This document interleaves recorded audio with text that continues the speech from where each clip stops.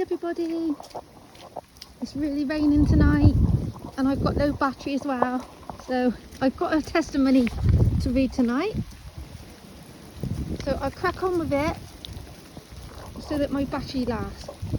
Okay, this is a testimony regarding delivered from Satanism and demons.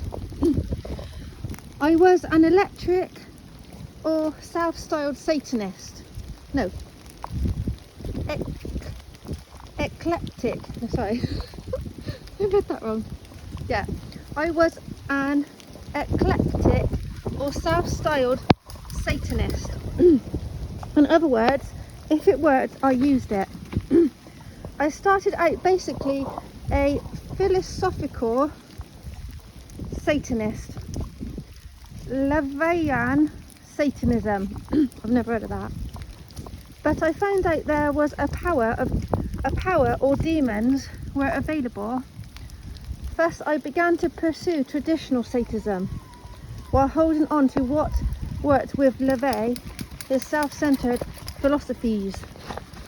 Self-centered, see, it's all about me all the time. Selfishness. That's the root of it, I think. Most of the time, being selfish. Anyway, I don't like Satanism. I ended up being possessed by demons because I gave myself over to them in exchange for their power. That is sick. Oh. Oh, little Winnie! After coming to Jesus Christ, I was delivered from the demons. Here is my testimony. See, even if you're doing all that kind of stuff, you can still be saved. After 4 years in Satanism, I was miserable. I had seen everything that Satan had to offer, and still I was miserable. I decided that the only thing left to do as a respectable Satanist was to kill myself. Oh my goodness. I haven't read this, by the way. But before I even checked into the motel, I knew that something or someone might cause me to lose my nerve. For company and courage, I took along a bottle of whiskey and a bag of marijuana.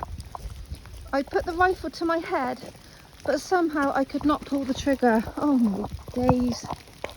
That is crazy. Disgusted with myself, I tried again the next night. On a September 9th in 1981, I tried to hang myself. Dearie me. Dearie me. I'm just trying to get this lead together. That is dreadful. See? It don't work, does it? You've got to come to Christ, because I don't feel like that. You know, I'm so happy right now because I love Jesus so much. And I'm sticking to the 10 Commandments and all that. And trying to be good for the Lord, and I fear the Lord too. That's why I'm doing it, because I've put me through a few things that I don't really want to go through again, because I get told off severely if I don't behave the way he wants me to. I'm just putting this in my pocket because the dog's pulling me. It's hurting my hand. Wait there, Scoob! Right, wait there. There you are. You're still there. Yes, right, let's get back to it.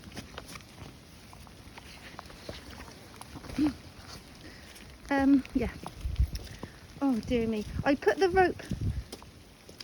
rope over a rafter in the garage and kicked the chair out from under me. Oh my gosh. I landed on the floor with the rope still tied to the rafter. What a failure, I thought. I can't even kill myself. Imagine if he did. The story of my involvement in Satanism is so classic that it's almost cliche. I was a lonely young man from a dysfunctional family. My father was an alcoholic. Things at home got worse until finally my parents divorced. I was looking for a place to belong. I was looking for people who would pay attention to me and give. Let me tell you, because my battery's going. Give me acceptance. I was looking for love, but I was caught up in the middle of a violent house that left me feeling hopeless and frightened.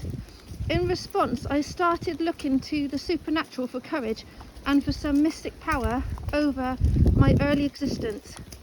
I was right for such an experience, and for a long time I had been interested in magic and other aspects of the paranormal. I can understand that.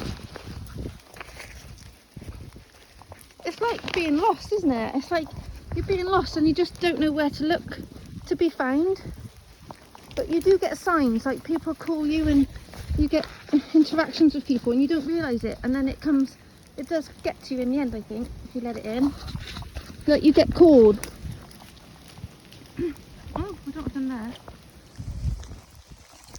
Right, so wet, my paper's soaked. Right there. Even as a young boy, I knew there was a spiritual realm and that there had to be a way to tap into it. My first contact with Satanism came when in 1978 a snowstorm took my hometown by surprise. I was a 17-year-old high school senior and was working in a local store during the storm. I was just beginning to wonder how I would get home that night when the store's assistant manager, a young man of 18, invited me to stay at his apartment just a walk away. It's gone really dark. This young man seemed to have everything that I ever wanted. Prestige, power. He gave every indication that he was in control of his life and acted much older than his 18 years. That night he told me the source of his strength. I was fascinated. He showed me the magic notions and occult objects which he had accumulated. I was convinced. Later that night we performed a ceremony and I gave my life to Satan. Oh, dear me. Dear me. But it could be all meant to be, couldn't it? Because he's not there, he's not with Satanism anymore. And look where it nearly ended. After I graduated from high school, you right there, little Annie? My teacher and I moved away to attend college. The two of us attempted to begin our own satanic coven. Our coven was to consist of 13 disciples, but we were only able to recruit 6, all of them males. The 6 of us shared a house where we conducted what I call freelance satanic rituals, creating and improvising ceremonies freely. Coven art activities included casting spells and desecrating Bibles and other Christian articles that we could get our hands on. Oh my goodness. During this time I was in conflict with demons on a regular basis, though not with Satan himself. Demons were powerful underlings that were at my beck and call, or so I thought. Eventually the frightening and distasteful parts of Satanism overshadowed the thrilling parts. I began to worry about where the coven might be headed. I knew that I could not participate in the next step. I knew that there were lines that even I would not cross. I wanted out. Sounds like it was going to get worse, doesn't it? I thought at the time that the only thing left to do was to kill myself. To my dismay, I failed. I know now that only divine intervention could have saved me from both the gun and the noose. After returning home, I tried to drink myself into oblivion and found that the taste of beer turned my stomach. So instead, I lit a cigarette to calm my nerves. It's so wet. Come on in. But it burned my lips. So finally, I, the Satanist, priest in the making, went to my room, lay in the bed and began to cry. I will never... Hey there, Scoob! Scoob! You're pulling me. I just got to turn a page with one hand. And I'm being pulled by the dog as well. Wait there. Scoob! No! Sorry, wait there. Sorry, it's not funny because I'm trying to read this testimony, Scoob. In my life, forget what happened next. It was late at night. The rest of the coven was out partying, so the house was empty. Out of the silence, I heard a voice from beside my bed that said, "Get out!" I stopped crying and looked around the room, expecting the presence of a demon. This was no demon. Come on, this way!